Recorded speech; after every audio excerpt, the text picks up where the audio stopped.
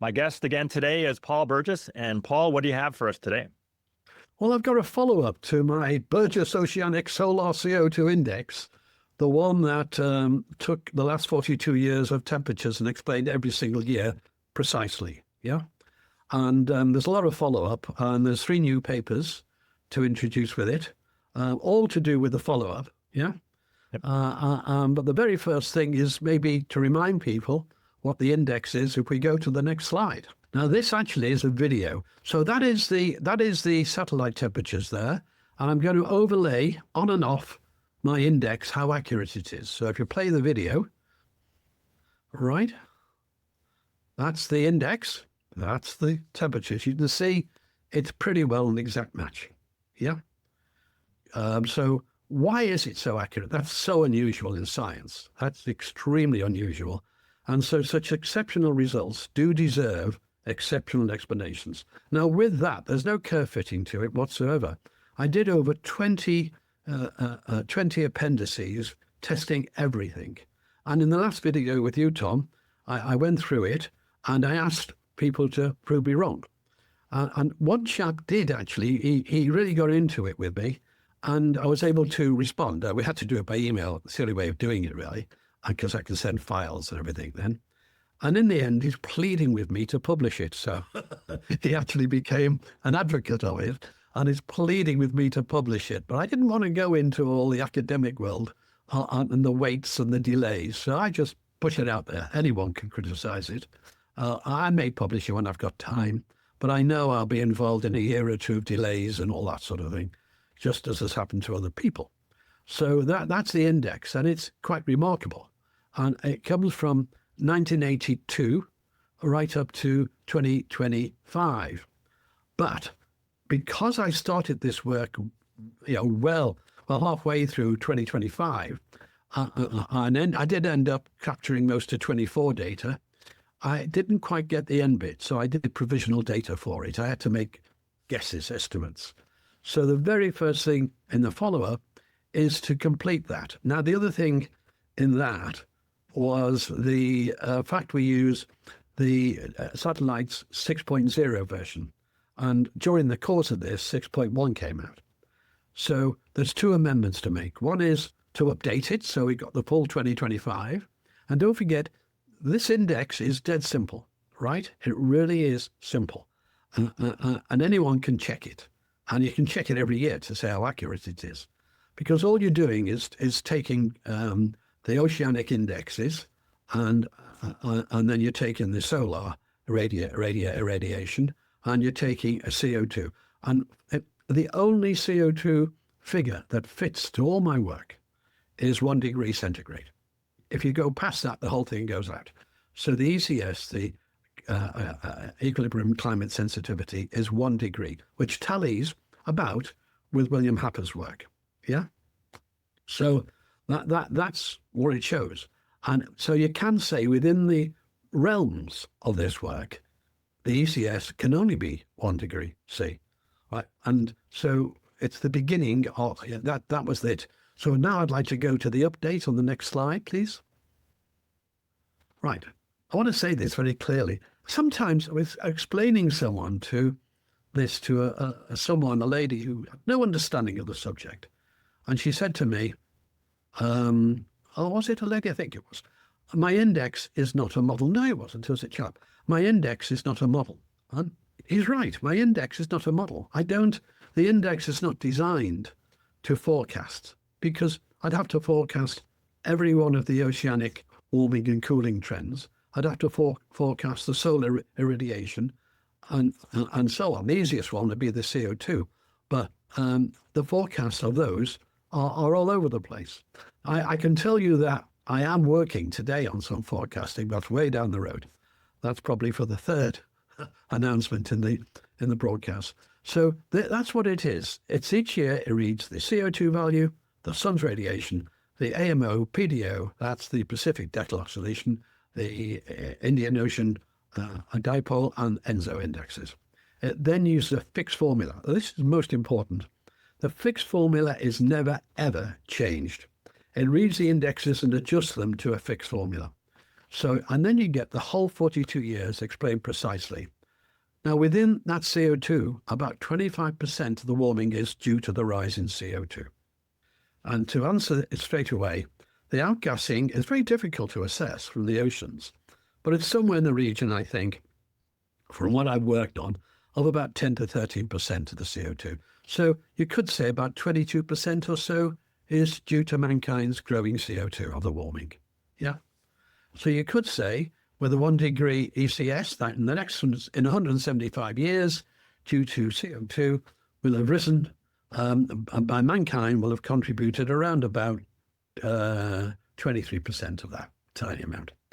Right. Within this, so I've done a paper on that as well, which I've already published previously. So that's important. It's an index. It's an index that you just look up the values to explain. So it explains the temperatures and it gets it precise for the last 42 years. So if the alarmists are saying, look at this 23 temperature, it's a record, it's this, it's that, it explains it, right? And it shows it that it's all the combination of the different oceanic indexes, and they're detrended, by the way, but it shows all those and works it out, adds the others on, bang. So the very first new paper, which I'll give you to list below the video, is the update, final results to complete the 2024 and 2025. And so this is in February 2026. I was able to finalize the figures. That's this month. I was able to finalize the figures for 2025 and also put in the University of Alabama satellite data 6.1 update to see what difference that makes. And again, it's important to note, I never change the actual underlying model. Never there's no element ever of adjusting that. Next page, please. Right, and what happens at this particular, at this end of year, as it were, which provisional, we had a record low Pacific Decadal Oscillation, the lowest ever on record, But the next slide shows that in more detail. And there we are, that's how low. It's actually the lowest for, I think, 100 and odd years, but we'll go on to that. So how did the model cope with that? Now, previously, the model coped with the Pinatubo volcano perfectly, absolutely perfectly. In fact, it was one of the big validations of the model because the model carried on. It didn't see the volcano, but instead of it being random noise around the estimate, it suddenly became unrandom noise and showed the dip and back again. And that was an incredible test of the validity of the model. So we're coping with the exception here with the PDO. And that was the lowest PDO in the 172-year record, right? So that would normally upset the model if it was bad. It was not a good model. But the paper treats large-scale ocean variability, including modes like the PDO, as a key ocean state. And so it's all about this. It's all about emphasizing an ocean controlling the clouds as the direction of influence. And this becomes important as we go into this. So it's all about the oceans heating up or cooling and controlling the amount of clouds. That's what it ends up dealing with. Now, the reason I chose the limited dates of 42 years, because I had cloud data for that. And the cloud data is not in the model, but it's a big check on it. And of course, later on, after that, halfway through, if you like, we had the CERES data actually measured the clouds. And I had to combine them in the paper and so on. But, so that's where the clouds come in. The clouds are a check. Updated fit metrics. How did it work? Well, the outer sample, R squared, is unchanged. So it's exactly the same as my provisional data. I had to guess that for the end of the year. The root mean square is unchanged. The mean bias is actually improved. I mean, it's meaningless because it's 200ths of a degree centigrade. It used to be, but now it's 100th of a degree centigrade, nothing there. And the residual diagnostics using test and Merck's test are consistent with white noise. So the randomness around the estimate is still the same. And there's the actual calculations at the bottom for 24 and 25. So no longer are these provisional. These are dead on, and the graph is the same. Okay, next one, please. Right. So importantly, the biggest single input was this 2025 PDO, Pacific Decadal Oscillation. And it was big. I mean, the tool the final official was 3.7 to 1.2. It was a big change, a significant shift in the provisional. So it was a useful stress test. And also with the University of Alabama 6.1 temperature, that actually changed the anomaly period, the reference period. So we had to do a shifting around on that. But after the baseline adjustment, the 2024 and 2025 residuals remain small, indicating the index scale is not materially affected by switching from version 6 to 6.1. The principal change is the observational target definition rather than the index construction. And everyone can check this every year, and I'll be doing it next January or February to get the whole of 26 in. Next page, please. This update to the original paper demonstrates the Oceanic-Solar-CO2 model, I shouldn't use the word model, index, remains highly accurate and stable when incorporating the final 2024 and 25 data with unchanged fit metrics and small residuals, thereby validating the initial findings without any without any adjustments. In simple terms, it shows that a BOI, that's a Burgess Ocean Index recipe for predicting global temperatures, hold up well against the finished real-world measurements.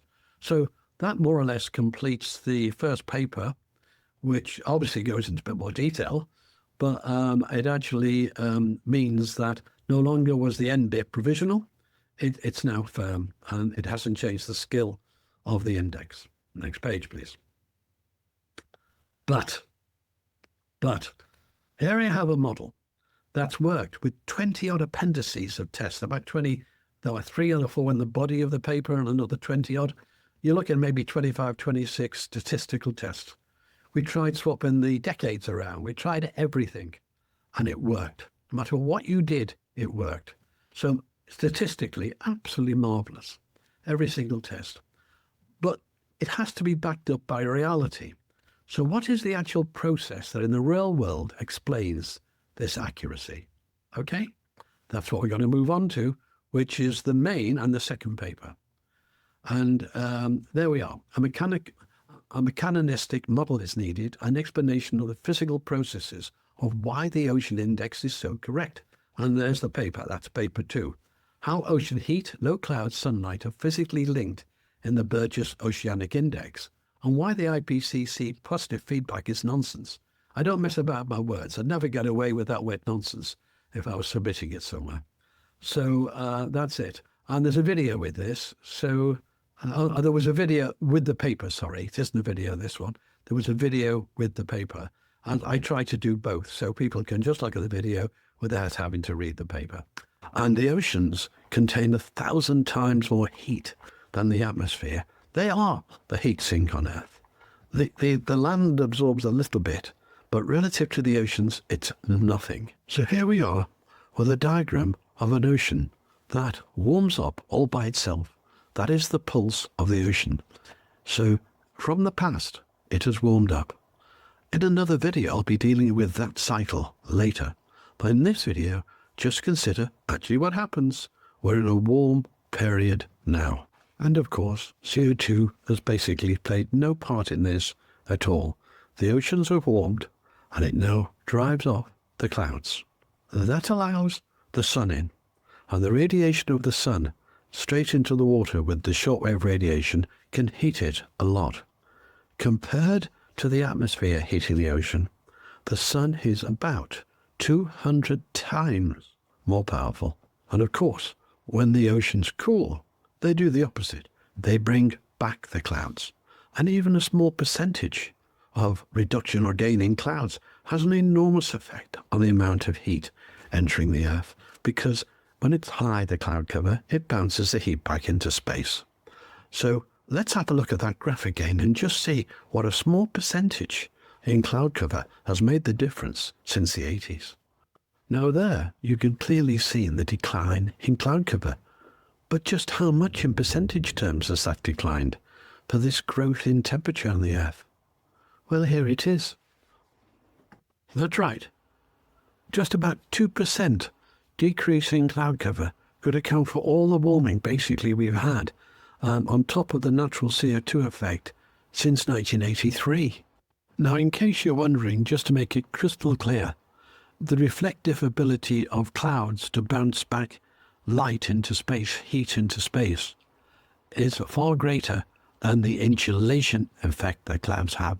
And so what we're talking about is the net difference between the two. There's warming through to the insulation effect of clouds, and there's cooling because of the reflectivity. And it's the reflectivity that dominates. And so we do allow for the insulation when we're looking at the net warming effect or cooling effect of clouds. In effect, the clouds are Earth's natural thermostat. And that thermostat can move in different ways. When the oceans cool, the clouds increase. When the oceans warm, the clouds decrease. And the smallest increase or decrease has significant effects. Okay, so that's that one. Next slide, please. Now, that is the temperature graph from the satellites there. And these are shots from the video, by the way. That's the temperature graph. And that rise is mainly, not all, but mainly due to clouds. Clouds are hugely significant. They are the thermostat. They have a huge effect. But the paper I've done goes into, obviously, much more detail. Next. And by the way, these things are made very simple for the public. Right, this is a video. If you want to play it, please. Now, this is a graph from that paper. And the blue line, the solid line, is the global low cloud fraction index. And that line, when it's high here, notice the oceanic index, or my model index, is low. So the high clouds give low heat. On the other hand, the low clouds here give high heat. It's actually that way around. The clouds are leading how much heat is entering the ocean. Now, the paper looks at all the three layers of cloud, and it accepts that the cirrus clouds actually have a warming effect. Slight, it's small. So we go into that in the paper. I go into that. And the middle layer clouds, I'd say, are pretty, can't make up their minds which way. Again, a small effect. It's the low cumulus clouds that are the controls, the low cumulus clouds. But I'm just pointing out here because obviously the presentation here can't be too long because of the paper. And there's a video that people can watch with it. So it was all taken into account. I haven't just looked at one cloud layer, as it were. And the paper gives the idea of what the net effect of the combination is there. Next slide, please. This is a video. This is how the IPCC account for this. Well, they have 100 different models, don't forget, with the feedback in, which is, in the end, this ends up with feedback. So they have 100 different answers to this. They take an average, which is, everyone says, we do it on many guests have done it. That's not how you do science. But let's see how they account for this. And I try to get I can't make sense of it, so I try to get it as near as possible to what I think they're saying. Can we play the video, please? But what do the IPCC say instead of this model I've explained to you? What do they say? How do they account for it? You won't believe this, but they account the clouds, the effect of low clouds, as a positive feedback increasing the heat of the Earth, whilst accepting their role that they reflect more back into space than they insulate.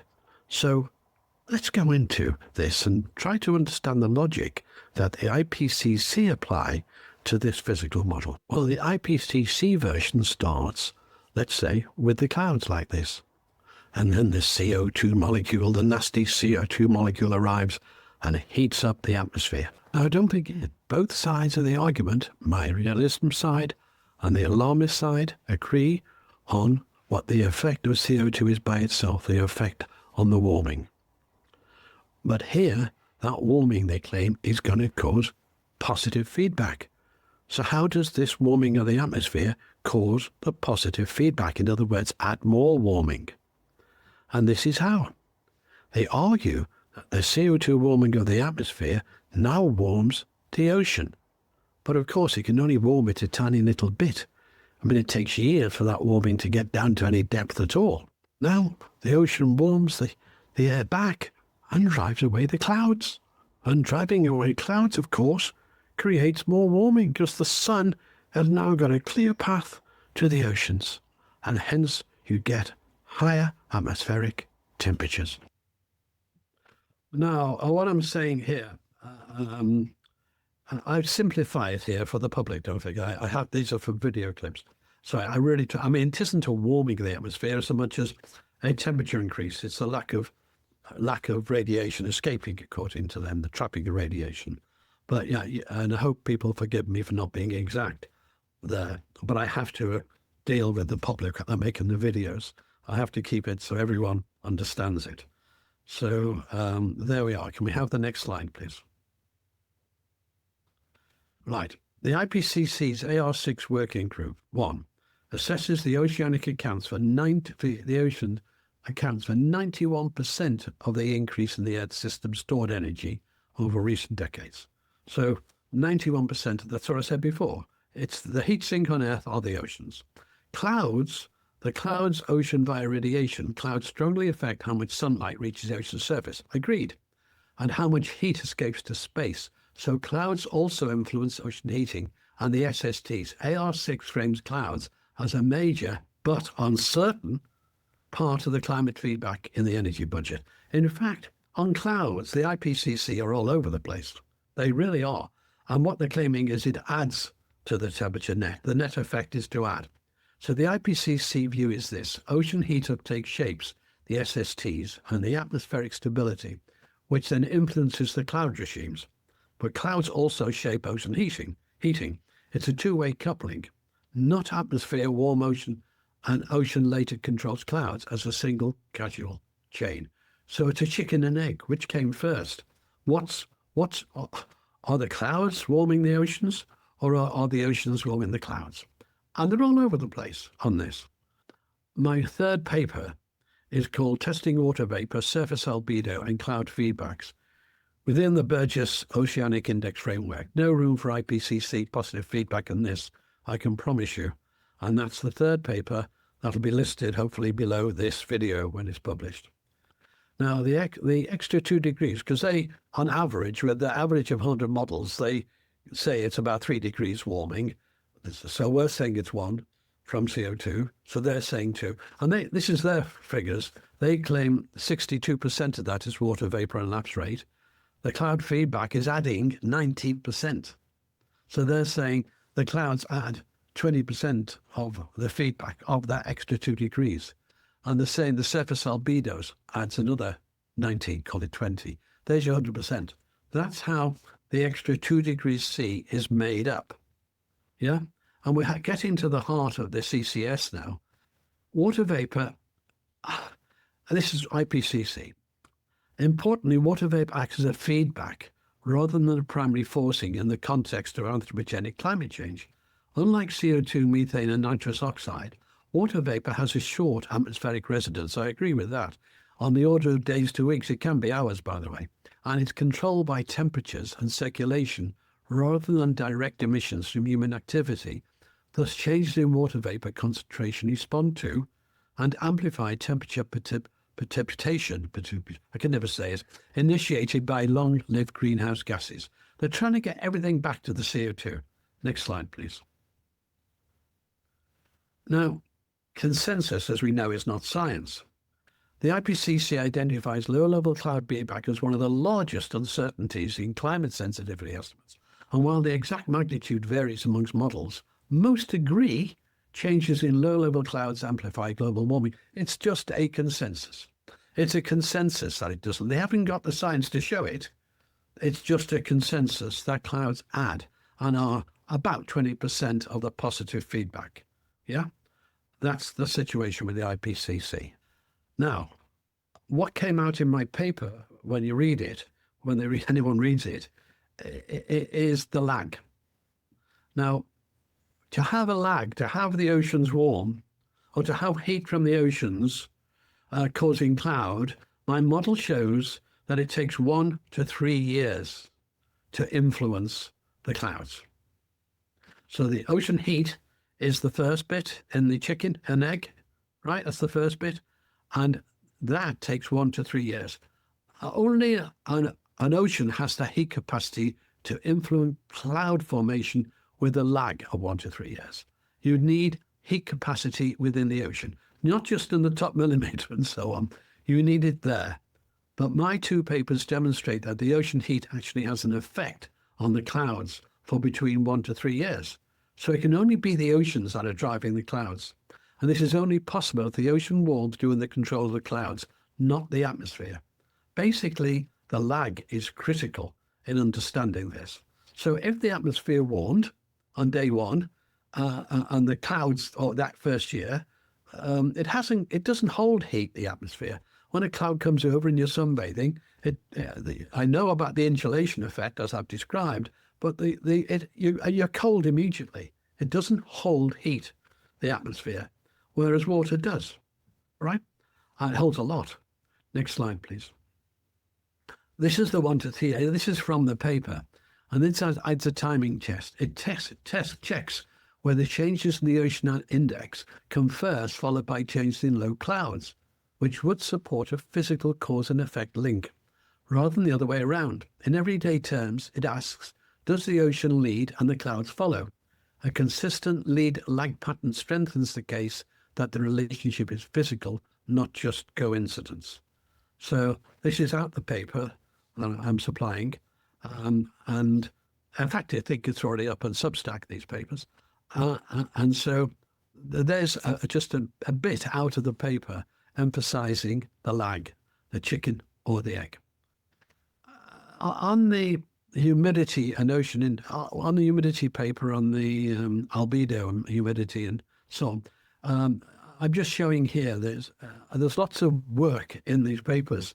So this one is showing the relationship between the oceanic index and a CO2 forcing proxy, which happens to be the humidity, the observed humidity.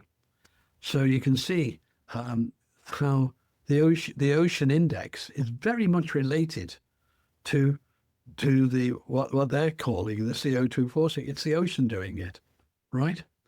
So again, it's all explained in the papers. Next page, please. So takeaway 1, land darkening and ice loss accompany warming, but they reflect the changes already in progress. That's important. So when we started warming, because the clouds are gone, the waves coming in, there's a lag. But when we start that, when we put that heat in from the oceans, this huge amount of heat that comes from the ocean index into the atmosphere, and the cold the other way, of course, the rest is following that.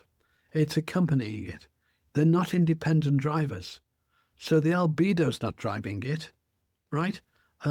You can't count the same warming twice. It's already built into my model. Next takeaway. Merged, the cirrus observations. Now, for the later part of my work, I had the cirrus observing the clouds, low level cloud fraction, very accurately.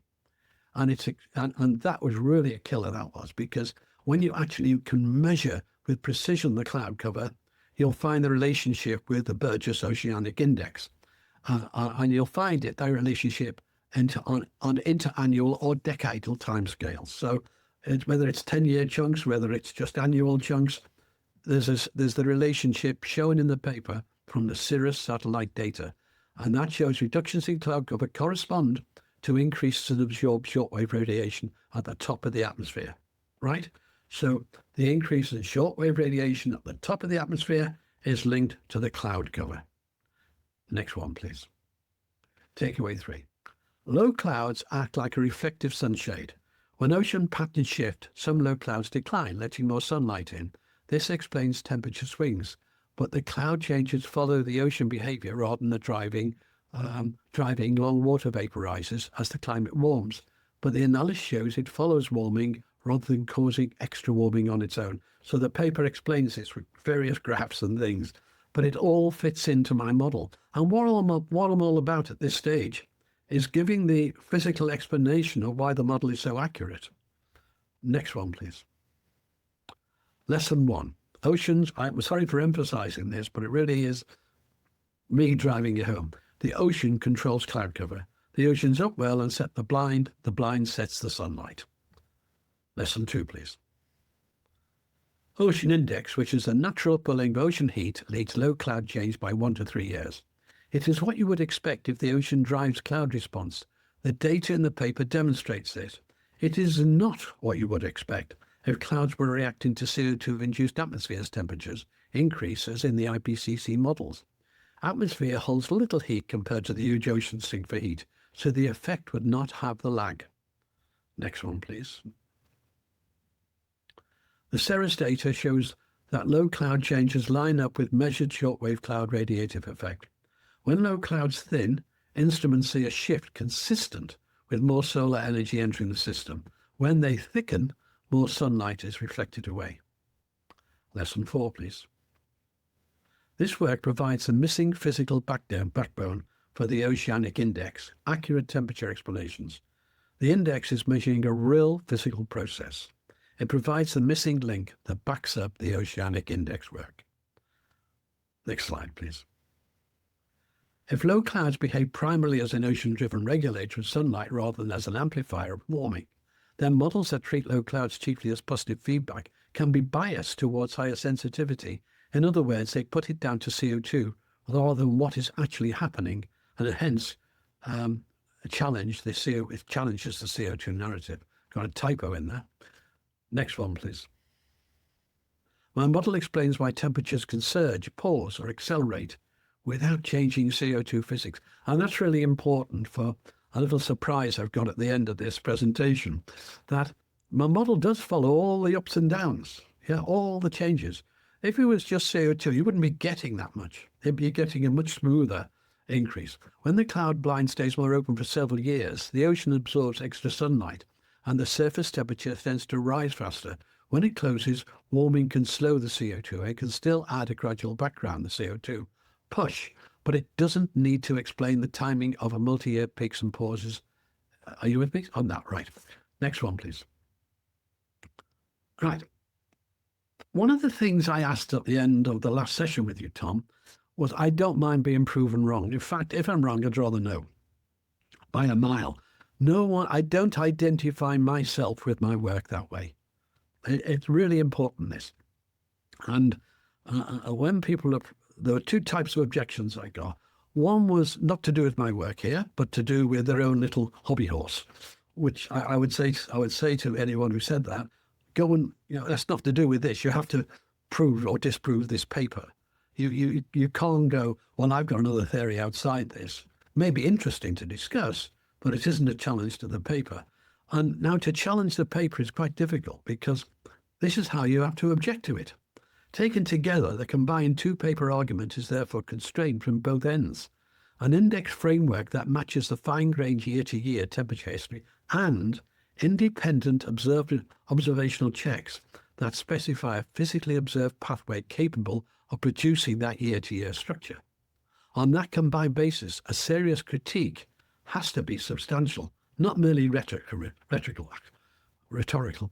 It must either break the proposed directionally, show cloud reliability, leave the ocean, or B, demonstrate circularity, showing relationship collapses once cloud influence index components are screened.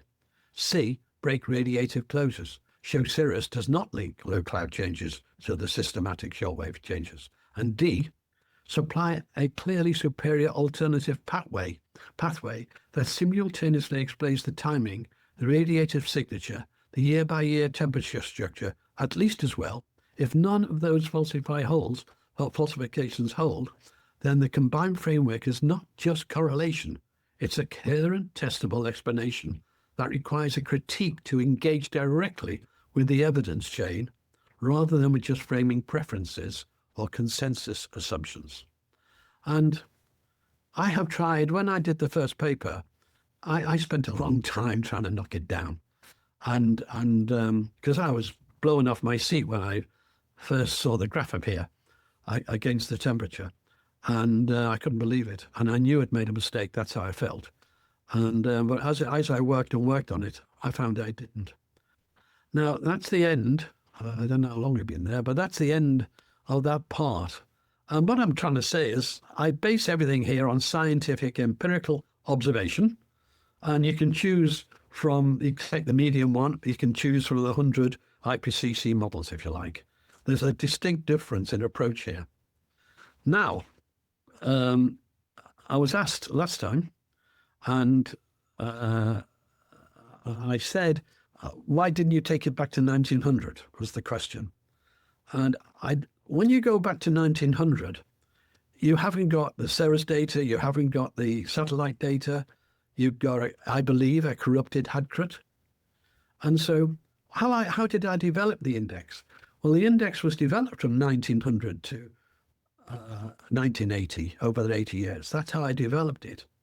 And when I developed that, I did allow for the urban heat element effect as best I could, because I believe the HADCRET data is corrupted by it.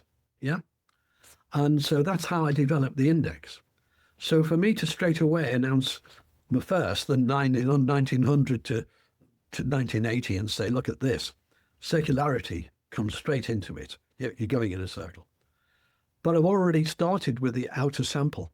An outer sample from 1982 to 2025, it works. So the outer sampling was important. But I have done work on the 1900 to 1980. So can we go to the next slide, please? And this is a sneak peek. And no one's ever seen this. And in fact, no one has ever seen this. I've been working on it for a while. And this is the Burgess Oceanic Index from 1900. Its initial results. Yeah. The correlation I've got is 0.966. So 0.95, but with what I call the Connolly adjustment, it improves to 0.96, which is exceptional. So I've now got something that explains the temperatures from 1900. And of course, I have done dozens of tests on this already. The circularity test completely out the window, it doesn't. So I've done over 20 tests already on this. And it's extremely precise, yeah? And so I've never been shown before. So how is it looking? The extension of the BOI to 1900 confirms its robustness in explaining observed temperature changes, primarily through natural variability and modest CO2 forcing. The inclusion of the UHI adjustment via Connolly, and that's his 2021 paper, further supports this. And Willie, I think, was in that as well, suggesting that the standard data sets may overestimate warming due to urbanization biases. In other words, when you take the urbanization biases out of the data, out of the temperatures, you actually get a better fit. Yeah. And this challenges the IPCC emphasis on positive feedbacks and underscores the need for improvement data handling in climate sensitivity estimates. So I could have shown you a lot more because I've got quite a lot of graphs, quite a lot on that, but it really is in draft form. I wouldn't normally do it actually because I've exposed the work before it's ready. Yeah. Because I've got to do a lot of work on this. And at the moment, my main project is an economic project to save the UK collapsing. I'm doing a whole series on economics with a very, hopefully, refreshing look at it to stop our madness. We are totally madly governed in the UK. And so I think that's important politically to do at the moment. But so my next paper, Tom, that I'll be contacting you about will be taking the BOI right IOF from 1900 all the way to 2025. And taking it all the way has a 0.96 correlation. But correlation by itself, as we know, is not good enough. But that's why I've tried to show the mechanics in these three papers. Well, the catch-up. So the three papers are the catch-up paper to take out my provisional stuff I had to guess at for the first paper, and then the main paper, and then the one with the albedos and everything in it, and the humidity, and so on. So that's how it's looking. And the Tom Nelson Show is the first time in the world anyone's even referenced this part. Yeah. So the great thing is, I can tell you now that the 1900 to 2025 model correctly shows the 1930s warming. Doesn't smooth out the whole thing like they try to do on HADCRET. It actually is a far better explanation. Yes. And it shows out the cooling towards the 70s. So warming 1940s, pretty warm, and then that cooling, and then the picking. It shows it all. It shows all the ups and downs historically. properly and using the same system. Now, in doing that, having 125 years now, actually, I have extended it back even to the 1850, but it gets a bit hairy, but I have. But doing that, of course, begins to give me a far better projection if I'm going to do a projection into the future. And I am messing about with that as well. So that's the end of my paper, Tom, but I welcome questions. I think you answered this, of course you answered this before, but can you refresh our memory about how you came up with is it the coefficients that you used for the BOI index? Yeah. I took the 1900 to 1980 data from Hadcrut, and that's all I had really. And the Hadcrut's pretty well the same as the others. My new paper does show all the different ones, by the way, and things. But I took that data. I allowed for the urban heat island effect on it. And that effect had very little early on, but it had a greater effect as time went on towards 1980. And then the basic, I'm a water resource engineer, so I look at water. So the basic thing was, surely this huge amount of heat, if you calculate like a 0.4 degree on the AMO, amount of heat into it, and that fluctuation is just enormous compared to anything else. So surely these, and I know people have tried doing the AMO bit but surely globally. So I thought if I could get a global index so I could balance. Now, how much of that is due to, so I looked at some papers which had attempted it near, and I started off. So if you go to that, I may include this when the origination in a new paper, but I looked at some papers where people had tried to do it, and I gave guesses. And then I did look at a model to adjust covariance to fit it to that data. So I fitted it to that data, right? And that was giving me 19% on the sun and so on, 25% on the AMO, I think, and whatever, and that. But obviously, you have to take the actual value of the sun each year, and then you multiply it by the 19. So you always get the balance between them. And that's how you came up with it. And the paper is very simple. You just have, for all those things, you have a percentage. And it's the balance. So we know that the Indian Ocean dipole is not as important worldwide in terms of global temperature. And don't forget, the satellite temperature is global, more or less, whereas the Hadley isn't. It really isn't global. And that's one of the reasons I wanted to concentrate on that period, because I knew if I did the first one, I'd have more exposure to things. But having settled it out as sample, it's better to me. It's the policy, if you like, to do it that way. So that's how it was done, by taking the first 80 years and covariance analysis and fitting it. And then I'm wondering if you're familiar with the work of Joseph Fournier, because he just recorded a podcast with me where it's kind of similar stuff about how the oceans control clouds. Yes. No, I think if he's published any papers, I'll have gone through them. I'm 81. I'm terrible with names, but I'm almost certain I recognize the name. So I referenced in my first paper, it must have been 40 or 50 papers I referenced. So I went through everything pretty widely, to try to get those initial estimates. And but I couldn't believe the result, of course, because it's so blinking perfect and disturbing. And don't forget, and I've got to put into the 1900 to 2025, I've got to put in various volcanoes now and things like this, because last time, one of the best tests from my paper was Pinatubo volcano, because the noise is random around the estimate. Random noise. Suddenly with Pinatubo, no, it's not. Now it cools. The Earth actually cooled, and you could measure the effect of Pinatubo. But it didn't have any negative feedback. It was cooling, but you didn't have any negative feedbacks in it. So suddenly my noise detected it. Are you with me? And that really is important. That was one of the best tests, actually. So I want to put more of those in. And then you mentioned that you're looking into projections or predictions a little bit. And again, Are you looking into what actually causes the changes in the oceans that cause changes in clouds?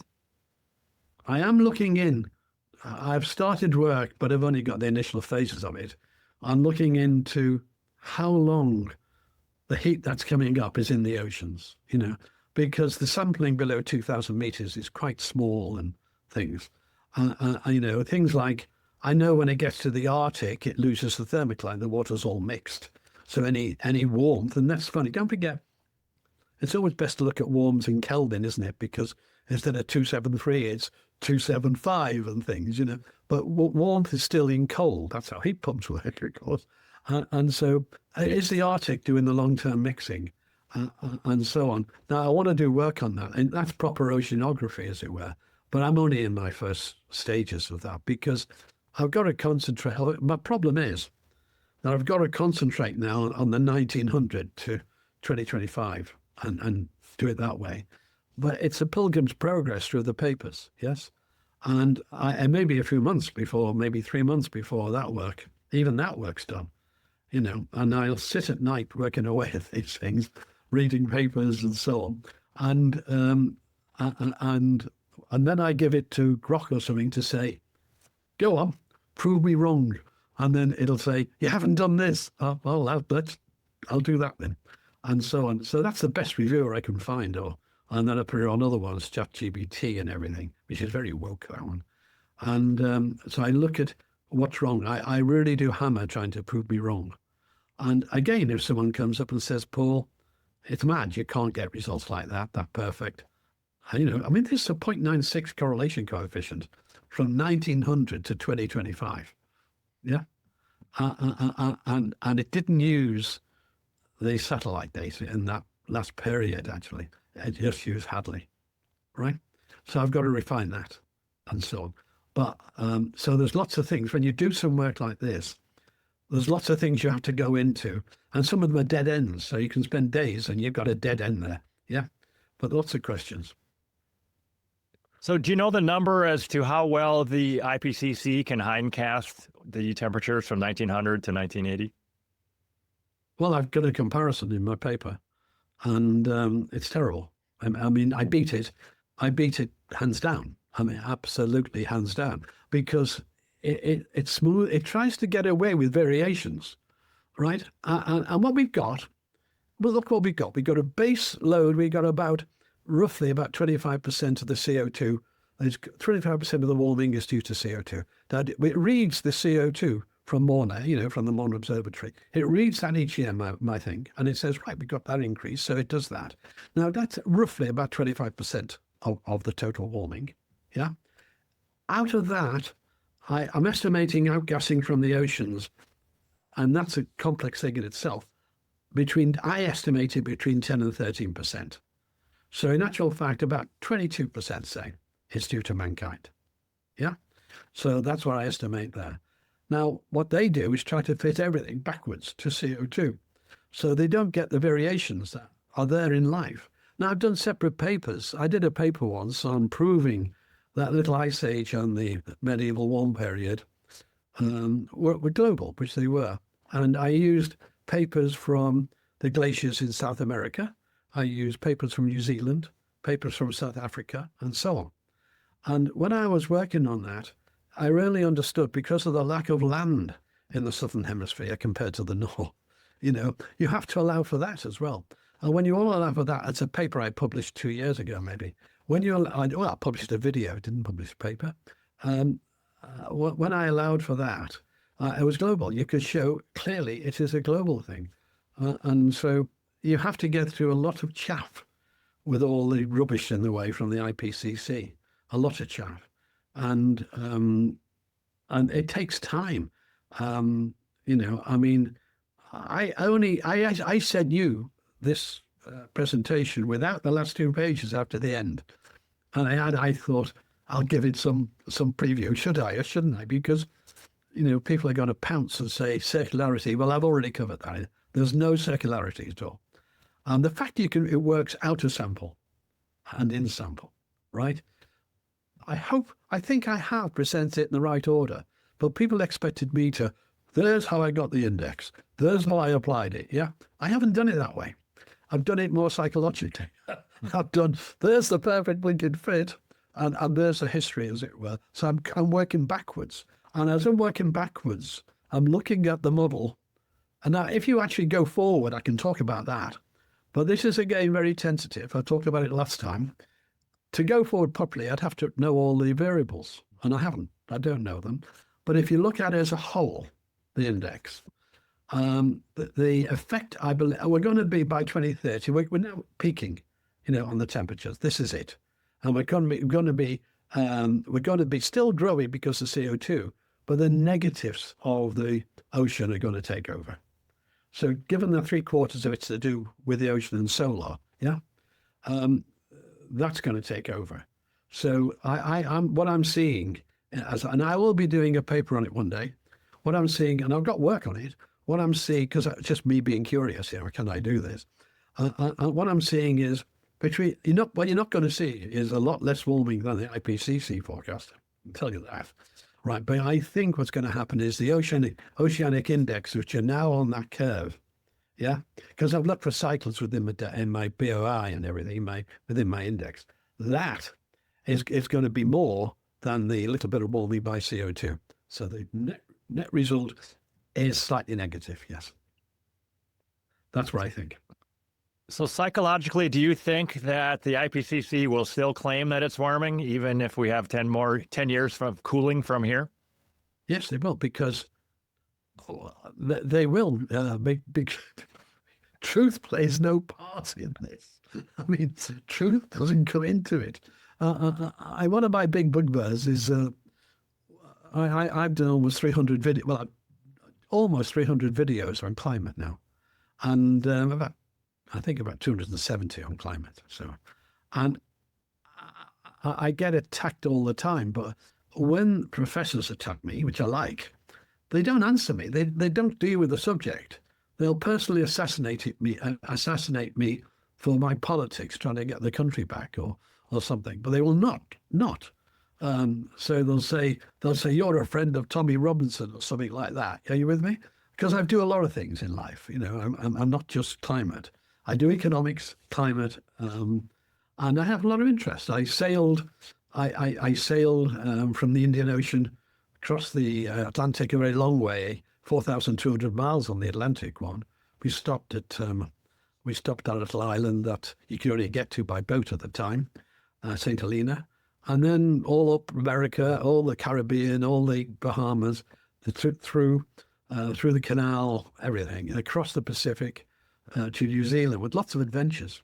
We even had an SOS. But in doing that, you meet nature. By the way, I intentionally sailed through the ocean plastic garbage patch. But you see what's happened now. Let me explain. It's still there, but it's invisible. You can't see it. It's so small you can't see it. Yeah, that's the excuse. It ain't there, right? And so. I'm involved with nature, obviously. I'm an environmental engineer as well, retired, and involved with things like in Britain, we're polluting a lot of rivers and so on. So obviously that's right up my street in water resources, but very heavily involved in the wind and solar and all this green nonsense, very heavily. We have politicians and governments that totally lie. They'll tell you our gas is £118 a megawatt hour, when in actual fact it's 55 and dropping. And the difference is the tax they put on. So it's like saying, hold on, I've got two products, they're both 10 quid. I'm going to add 50 quid tax to this one. That one's more expensive. I mean, you wouldn't believe it. But they won't argue. They won't discuss. They won't, because the world has gone bloody mad. And America is going to be the salvation. And by the way, everyone, I'm half American. My dad was American, right, from Texas. So I'm halfway. Okay? You've got to save us. And you've got to save Britain, because we've got a stupid prime minister and government. Getting political now. All right. I don't want to give away the Chagos Islands, if you really want to get at me as well, because that'd be stupid. What mad country comes up with giving away the Chagos Islands and then giving billions of pounds to them to rent it? I mean, you couldn't make this up. So, yeah.